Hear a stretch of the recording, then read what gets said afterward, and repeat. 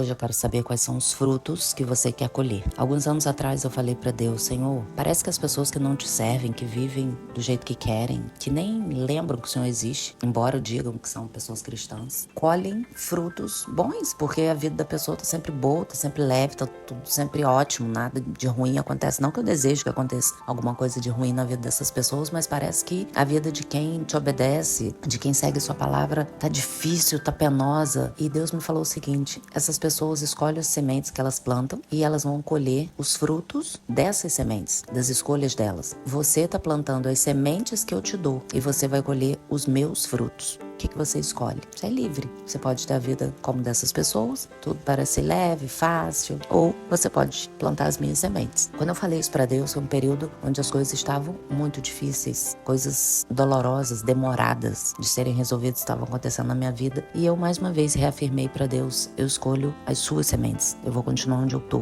Tem uma música que fala com base na Bíblia: mas vale um dia no centro do seu querer que toda a vida sem jamais te conhecer. Então eu continuei ali. E ontem foi meu aniversário e eu tava refletindo sobre isso, sobre os frutos que eu estou colhendo. Meus filhos estão com 17 e 19 anos. São maravilhosos. Não que não tenham defeitos, precisam ser alinhados o tempo todo, assim como eu preciso ser alinhada o tempo todo, como você, como todos nós, mas são maravilhosos. Todos dois me escreveram cartinha de aniversário e eu chorei horrores nas duas cartinhas. Já tô até me emocionando só de lembrar aqui, porque são palavras de reconhecimento, de inspiração. Foram palavras profundas, não aquelas que a gente escreve, sabe?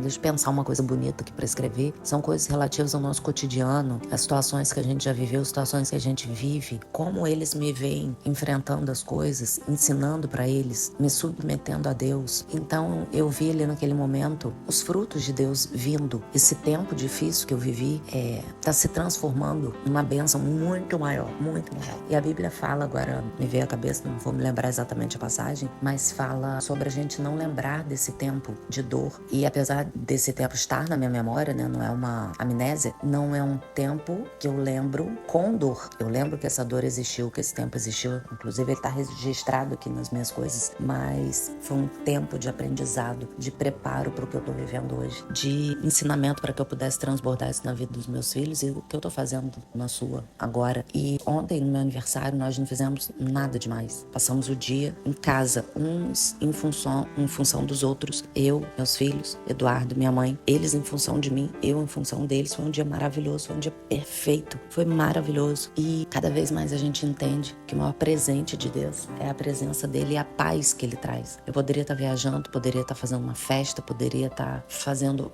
sucessivas comemorações e poderiam ser momentos alegres, divertidos, mas nada é mais profundo do que a plenitude, a completude que Deus traz com os frutos dele. Eu tô vendo ciclos se fecharem, novos ciclos se iniciando, esse tempo de aprendizado, que eu não quero nem usar mais essa palavra de dificuldade, era uma percepção de dificuldade que eu tinha e ao mesmo tempo uma paz, mesmo dentro da dificuldade, era uma paz pela presença de Deus, pelo encorajamento dele. Ele só tinha palavras de encorajamento para mim. Então, a minha palavra hoje para você é: permaneça, independente do que esteja acontecendo, permaneça em Deus, permaneça na palavra, permaneça segurando as sementes dele, semeando as sementes dele. Joga as sementes na terra e pede mais. Não importa o que tem nessas sementes. Os frutos que vão vir disso são fantásticos. Os frutos que vêm disso são fantásticos. São frutos que o mundo não pode nos dar. O que eu tô colhendo com o Eduardo, com meus filhos, com minha mãe, o mundo não pode me dar. E a gente não troca isso por nada no mundo. Nada. Porque isso não é sobre mim, não é sobre minha vida. É sobre a vida dos meus filhos, sobre o filho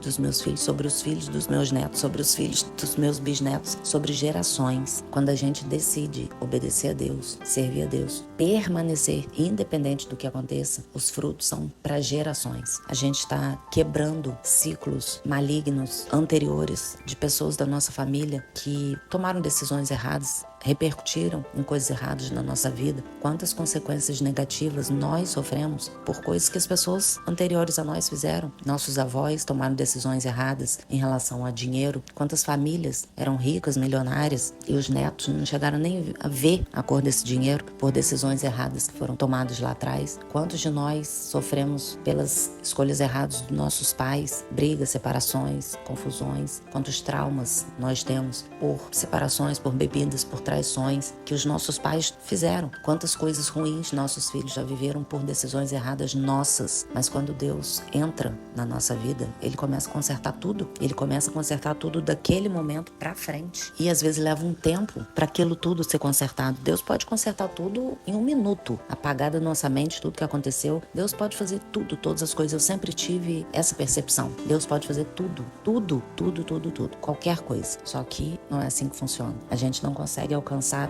ter percepção do porquê das coisas. E a Bíblia diz isso. O que pertence a Deus, o que é revelado a você, pertence a você. O que não é revelado pertence a Deus. Então não adianta a gente ficar querendo tentar adivinhar por que isso, por que aquilo, por que não isso, porque Deus fez assim, porque Deus permitiu tal coisa. A gente precisa se preocupar com o que Ele revelou para nós. E se Ele quer revelar mais alguma coisa e a gente não conseguiu ter essa percepção, só permanece, porque vale muito a pena os frutos que vêm das sementes dele. Eu tô aqui com meu coração explodindo de alegria. E não é porque minha conta tá cheia, ou porque meu relacionamento tá incrível, ou porque eu tenho o corpo dos sonhos, ou porque eu tenho milhões de seguidores.